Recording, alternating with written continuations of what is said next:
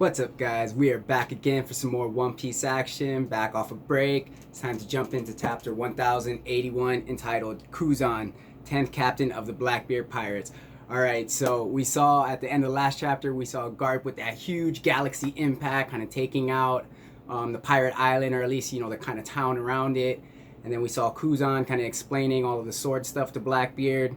So it sounds like we might get a Kuzan and Garp showdown right here. So let's jump right into this chapter and check it out. Alright, so we got Luffy on the cover page right there. That's pretty cool. Everyone's kind of in like cat outfits. I like it. Alright, and then it looks like we got a color cover page spread. So we got all the straw hats. Looks like they're kind of passed out sleeping. Everyone except for, it looks like Sanji. He's over there reading something. Looks like a cookbook. But, alright, we're going right back into the chapter. Alright, so where will this battleship land? So if you guys remember, we saw Garp's ship kind of flying into the air, almost like the Thousand Sunny coming into the island. And we see Garp right there. We see that big impact coming from it. You see the town is starting to like explode right there. Alright, epic way to start off the chapter. And then it says, okay, chapter 1081, Kuzan, the 10th captain of the Blackbeard Pirates. Alright, so then we see all the Blackbeard Pirates kind of getting blasted away right there. And then you got this epic shot of Garp. He's got his fist. You can see like the hockey coming off of it. And they're like, it's gonna crush us. And we see all the devastation coming from this one punch right there. And then, okay, so we see one of the Marines. Okay, the clay guy, the clay ordination. And then, okay, we see Garp. He lands down right there. And in the background coming in right behind him is the battleship. And he just looks awesome. He doesn't even look like he's even worried about it. Okay, then we got... Okay, looks like Tashigi and Helmeppo and everyone that are actually on the battleship right now are like hanging on for dear life as it's flying. And then what do we got? Okay, Garp, that bastard. I'll never forgive you, you old fossil. Okay, so these are the Blackbeard Pirates, kind of starting to recover a little bit from the impact that they just took. They're cursing out Garp's name since he's the one that just did this massive attack. And then we see Garp's battleship land like directly behind him. You got the dog, with the bone coming out of its mouth. And he's like, listen up, you snot-nosed pirates. If you so much as blink, you'll end up in a world of pain. And you still see all the pirates on the ground still that haven't recovered. They're all just KO'd right there. Alright, that's an epic shot. And then what do we got? So we see Garp. He looks like he's like, oh, what a letdown. So I guess he was expecting maybe a little bit more resistance, Maybe he was kind of expecting to run into one of the 10 Titanic captains, right off the bank. And then Garp's like, damn, I've really lost my touch. And then everyone in the Blackbeard Pirates, they're like freaking out. They're like, wait, what? He's like, he lost his touch? You gotta be kidding. That wasn't enough destruction for you, old man? And then what do we got? Oh, okay, looks like Koby's already here. Vice Admiral Garp. Ah, Koby, you don't look too shabby. He's like, damn you, Koby. Okay, we got Helmeppo. He's got the tears, flowing out of his eyes. Crybaby. You see Tashigi in the background. He's like, damn you, Koby. I'm so glad you weren't murdered. Okay, and then what do we got here? So we got the sword people that were introduced in the last chapter right there. And they're like, I can't believe he just called Koby the future of the Marines. Okay, so they're looking a little salty right there. I can't let him get ahead. Say whatever you want behind their backs, but you can't deny their bond is wholesome and cute. Alright, Garpson sure is naughty. Is a naughty boy running wild like that. So we kind of see their different impressions of people in Sword have on Garp and Koby. Some of them are considering Koby their rival, so they're not taking too kindly to Garp saying that he's the future of the Navy. He's like, hey, don't forget about me. He's like, I'm not just chump. But that's pretty cool. And then we see Koby, Captain Koby. Okay, so everyone kind of welcoming Koby back to the ship right there. And then it says, wow, even non-sword members came. Okay, so he's just tripping out right now. All the sword guys came, Garp came. He just feels really touched that all these people would, put their lives in jeopardy to come rescue him. Kind of comes around full circle, like how we saw, everyone putting their lives on the line to save Ace. We see Garp and the sword guys and even non-sword people, as Koby just mentioned, coming to save him. So that's pretty cool. And it says, Vice Admiral Koby Senpai ain't safe yet. If he keeps running with that shackle on, he'll wind up dead. Alright, so they got to get him out of these ball and chain right there. And then they're like, please. And then all of a sudden, oh, damn, okay. So judging by the title and what she looks like, I'm going to guess that she's frozen right here. It looks like maybe. And that's like the steam coming off of her. And then we see Koby, he like turns around, he's like, Hibari-san! And then, yep, everyone's just kind of looking at her. Yeah, I gotta say that she looks frozen. You see Garp, he kind of got this like concerned look on his face right there. And yes, there he is, Kuzan. And they're all looking, they're like, Kuzan-san, what are you doing? Please hurry and unfreeze Hibari-san. Alright, so before we go on any further, like, I know I mentioned this last review or last reaction, but what are you guys thinking is Kuzan's true position? Is he like putting up this big force right now because Blackbeard's actually there and can see what's happening? Do you guys still think he might be a member of Sword, or he's not a member of Sword, or his allegiances have shifted? Like, I truly don't even know what to think about Aokiji right now. Like, I want to say that he's good. Like, you know, he's helped the Straw Hats out before. He saved Smoker, but maybe that's just, you know, he's just the type of guy that can't let his friends die. Even if they're not on the same side anymore, you know, he's just not going to stand by. But let's see what we got. Okay, and then we see, okay, the Blackbeard Pirates, they're all stoked. They're, you know, rallying behind him. They're like, yeah, it's Aokiji. Let's earn it for Captain Kuzan. Show him, Kuzan. And then you see Koby. He's like freaking out right now. It'd be a bad look if Koby escapes while Teach is away. Oh, okay, wait, I thought Teach was there, but apparently he's not. So maybe that is confirmation. You know, it was a little confusing with the flashback, you know, going back and we see when Koby was first taken in. So maybe that really is Blackbeard's ship showing up at Egghead Island. Like, oh man. Oh, are we going to find out what happened between the clash between Law and Blackbeard? Is that going to get fleshed out at all?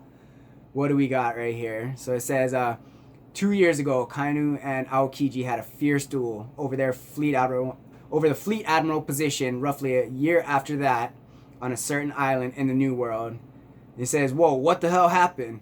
Ah, forget that. It's Blackbeard. Let's get the hell out of here. All right, so a little bit of a flashback. Maybe we're seeing exactly how Kuzan joined Blackbeard's crew right there. And we see people, they're running away, they're freaking out. And then what do we got? It's like, there's no point asking who did it. There's only one person on the stinking planet capable of this. So, what do we got right here? Why'd you have to freeze all my buddies out there? You better undo it. Man, you're loud. I'd think twice about asking your Quake powers. You'll shatter those buddies of yours.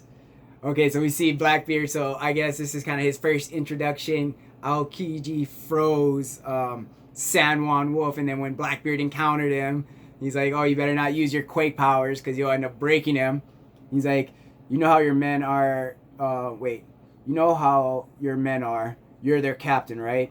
You really think I'm the one who picked this fight?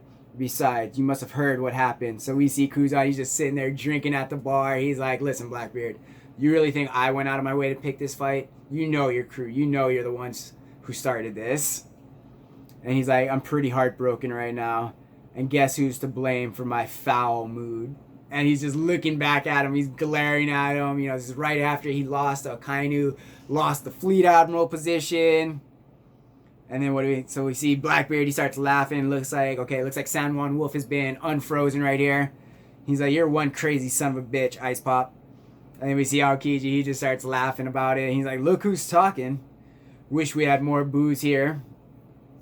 Alright, damn, alright, so maybe Kuzan really did, like, change up his whole position. Like, he's over here chilling with the Blackbeard Pirates. You got Katarina Devon. You got San Juan Wolf in the background that he unfroze. Looks like we got Lafitte right there. Van Auger. Man, you got all of them right there just chilling with them. He's like, so what did that kind of prick say after that? To think we came up together and now we got to kill each other. It makes my blood boil. Then I said, that'll be the magma. Alright, so Aokiji over there cracking jokes about Akainu and making kind of light of the situation, so that's pretty cool. And then what do we got? As you can see, I'm down a leg thanks to him, and he pulls out his stump right there. He's like, I have to use my ice to replace it. And then what is that? That's Vasco Shot and the corrupt king of Alo Pizarro. And you see them, they're like, you admirals sure don't fool around. What about Akainu? Did you tear off an arm? Nah, but I'm pretty sure he's pretty banged up all over. Alright, so clearly Kainu got the better of the exchange. We already kind of knew that, but even Aokiji's, you know, kind of sitting there admitting it. He's like, yeah, he took my leg. I didn't get an arm. He's pretty banged up, but, you know, I didn't get an arm. And then, okay, what's Katarina Devon got to say? And then, speaking of injuries, Commodore, do you reckon this guy has info on the man marked by flames? Marked by flame. They gotta be talking about Sabo, right? Like that big burn on his face right there. And then we see Burgess. He's like, there are 4 super valuable red poneglyphs out there. Kaido and Big Mom apparently have 1 each. Oh man. Okay, we're jumping into road poneglyphs right here. That means 2 of them are up for grabs, but there's no knowing where they are. All right, we already know that one of those is on Zoe. He's like, we heard a rumor that the man marked by flames has one. Wait, are they talking about Shanks? He's like, I do. Not you. You only got that scar recently. So he's like, he pulls out his scar right there. And then what do we hear? Okay, Lafitte's like, oh, it is said that man can be found on a pitch black ship, and if anyone sails near, they end up swallowed by giant whirlpools. He may very well have a fruit power. Okay, so this seems like, no, it's not. I don't think they're talking about Shanks. Like, they're talking about a black ship marked by flames. I don't think, it's not Sabo. Maybe someone like Scopper Gabon or somebody, from Roger's crew. And then it says, I bet he's with the government. We all know they're hardly angels. It wouldn't be surprising if they kept a stone or 2 for themselves. Okay, Shiryu, he's like commenting on the less than cleanly tactics of the Navy and the world government. He's like, it'd be a surefire way of preventing any pirate from ever claiming the One Piece. It's very true. If you are the world government, you probably can't get all of the rope poneglyphs, but if you can at least get one, completely lock it down into some place that's essentially impenetrable by pirates, or they would take so much damage and have no way of actually getting the poneglyph out of there, it would be a moot point. But then what do we see? Okay, so Aokiji's like, the poneglyphs hold nothing but bitter memories for me. I don't remember seeing any giant garish red stone at Ohara. What I do remember is a dear friend taking a stand against the government. All right, so he's talking about Saul, and all of this came about at Ohara because they were researching the poneglyphs, and Aokiji ended up having to take out his own friend. So I'm guessing that Aokiji may not realize that he is still alive, that he didn't completely freeze him, or maybe he just kind of left that open, like, I'm gonna freeze you, and whatever happens happens. And then what do we got? He's like, and the traumatized eyes of a little girl. All right, talking about Robin, that forced me to take fate into my own hands. He's like, what's with this sob story? Commodore, what do you want to do? His power could be quite useful. Should we steal it? Okay, right there. As soon as you said that, like, yo, this man is an admiral. His hockey is definitely on point. At least at least armament and observation hockey. So if you're sitting that close to him, you're sitting in the same room as him, for you to think that he's not going to hear you talking about potentially stealing his power, that's pretty idiotic. And you just see how Aokiji kind of just looks over at them. And he's like, I can hear you, asshole. He's like, I'll send you all back to the Ice Age.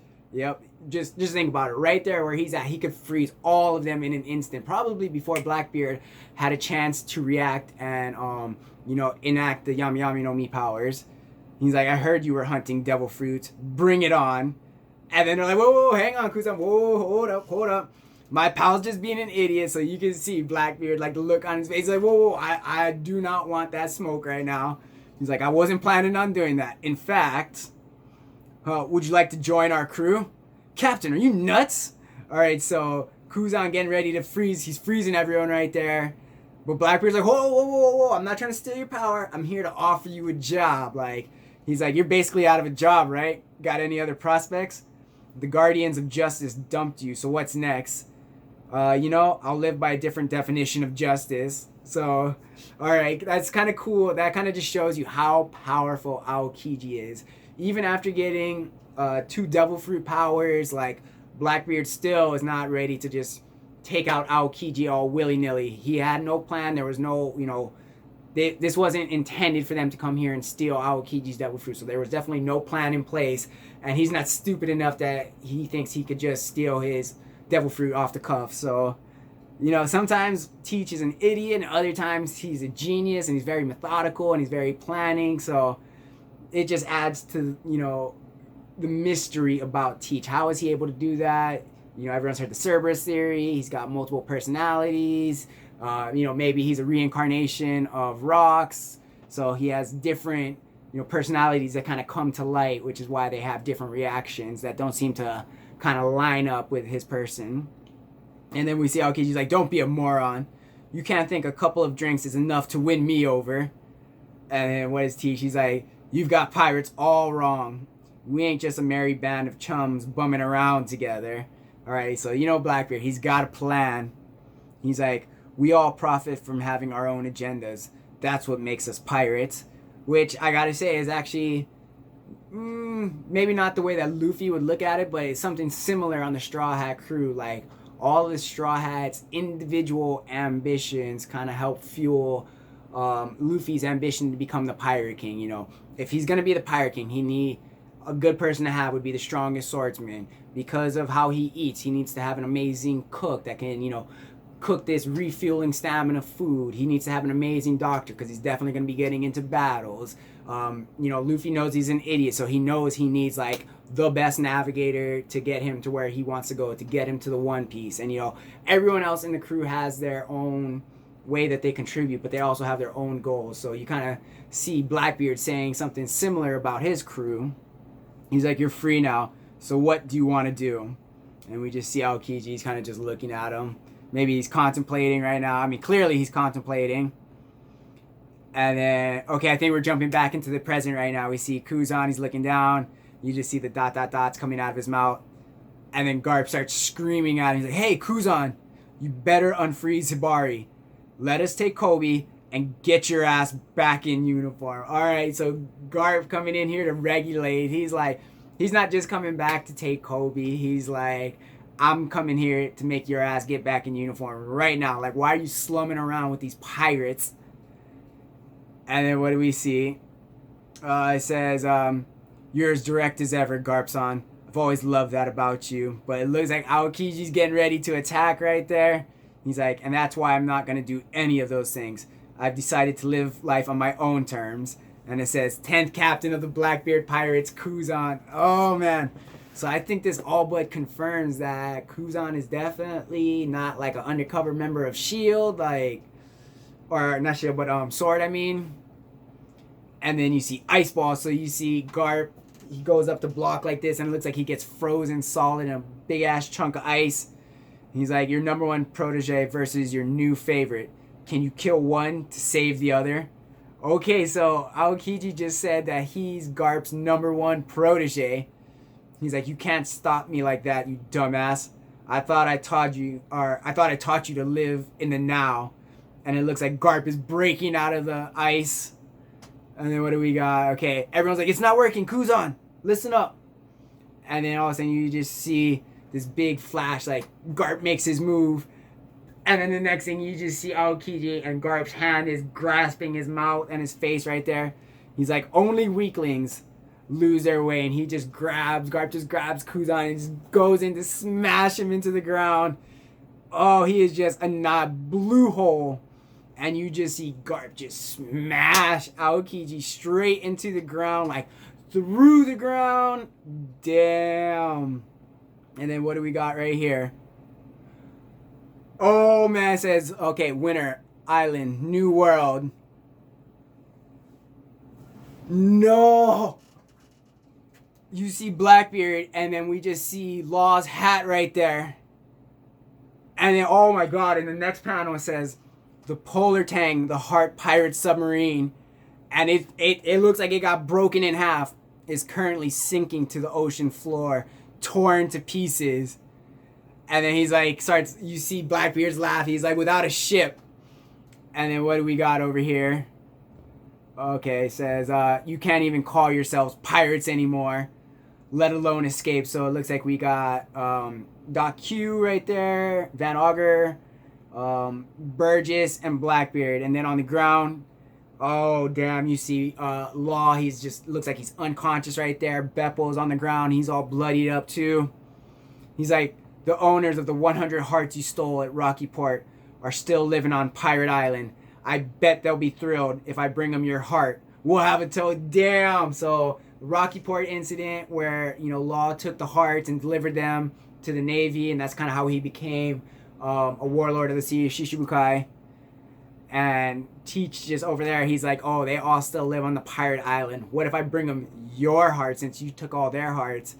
He's like, I bet they'd absolutely love it. And then what do we got? So we see Beppo, he's like, I can't guarantee it'll work, okay? So he's thinking back to Chop right there. Did Chopper give him some rumble balls to, turn into a monster? Which I don't know if it would work for Beppo, because Beppo is a mink, right? Like he doesn't have, unless he has a devil fruit power we don't know of, because that's what Chopper's rumble balls affect, is the wavelength of the devil fruit powers or something like that. But let's see. He's like, nah, okay, so Blackbeard, now what should we do with the Ope Ope fruit? Sell or use it? Don't suppose you'd fancy making me immortal. Alright, so Teach knows about the immortality aspect of Law's devil fruit.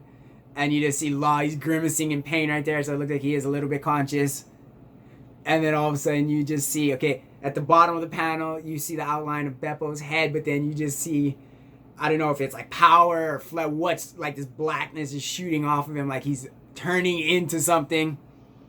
And then it says, keep your hands off the captain. You just looks like, it honestly looks like Beppo's in Sulong mode, but like roided out Sulong mode, like more like how Nekomamushi and Inuarashi are when they go into Sulong, like how much more massive and bigger and more ferocious they look versus like hair. Yeah, their hair gets longer and they look a little more menacing. But if you guys ever notice, the two leaders, their transformation was much more drastic, and that's exactly what Beppo is looking like right here. And you just see him smack the crap out of Blackbeard and Van Auger right there. And then Blackbeard's just looking up like, huh? Freaking out. And they're like, did he go Sulong? No way, there's no moon. Alright, so maybe it wasn't a rumble ball that Chopper gave him. Maybe he kind of developed something else to trigger that effect in the minks. And then it says, ah!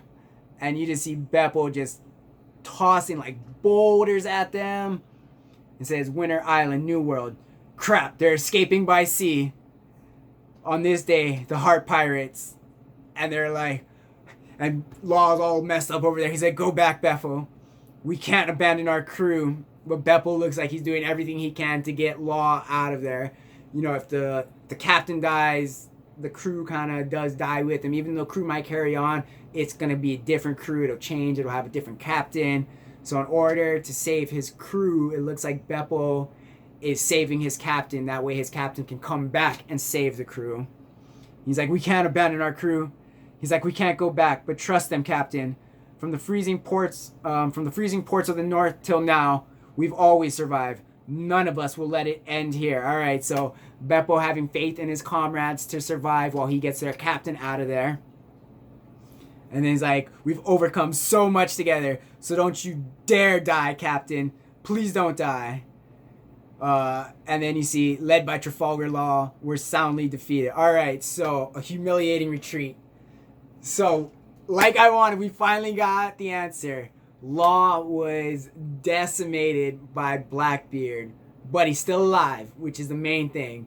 And that also leads me to believe that Blackbeard got his hands on all of the road poneglyphs that Law has, so he's that much closer. And, Shanks is moving towards that end right now. We got the Straw Hats. Kid Pirates are out of it. They were already kind of decimated. And I feel like, Law and Kid both getting taken out, so soon after Wano is just kind of setting up them, joining Luffy or I don't want to say becoming subordinates because it's really hard for me to imagine Kid being cool with becoming a subordinate, but I could definitely see them wanting to team up with Luffy again, both Law and Kid, either to save their crews, to get revenge on Blackbeard and the rest of the Yonko, to take out Shanks or challenge Shanks, you know what I mean? But man, I'm glad that he's still alive though. Like everyone, I know people were saying like, oh, if Law loses this fight, like he's gonna be dead. But we also see too that Blackbeard knows about the immortality surgery, so that might have actually saved him a little bit, hesitating, so that he would have a chance to ask Law if he would use the immortality surgery on him versus just straight up trying to kill him as soon as you got there and taking the fruit for yourself or giving it to someone. But man, and then the craziness with Garp and Kuzan saying that he was Garp's #1 protege and he's got to pick between him and Koby basically. Garp is like, not having it with Kuzan, just smashing him into the ground. He's like, don't lose your way. Like, don't give me that excuse that you've lost your way. So there's just so much hype going on right now, and we haven't even headed back to Egghead Island to see what's going on with them. And I am guessing that that really is Blackbeard that we saw kind of approaching Egghead Island right there. But yeah, man, there's just so much insanity going on in One Piece right now, and it's slowly starting to tie back together, and I'm wondering what exactly we're going to lead into. Are we all going to meet up at Elbaf? You know, because I feel like we're going to escape Egghead soon, and are we going to be chased? Are we going to get the Straw Hat Grand Fleet showing up anymore? Are we going to find a way to potentially save Luffy, or not Luffy, but Law and Killer from their current circumstances? But yeah, this is a hype chapter. Let me know what you guys think is going on. Let me know what you saw in the chapter that I didn't. And as always, have a wonderful day.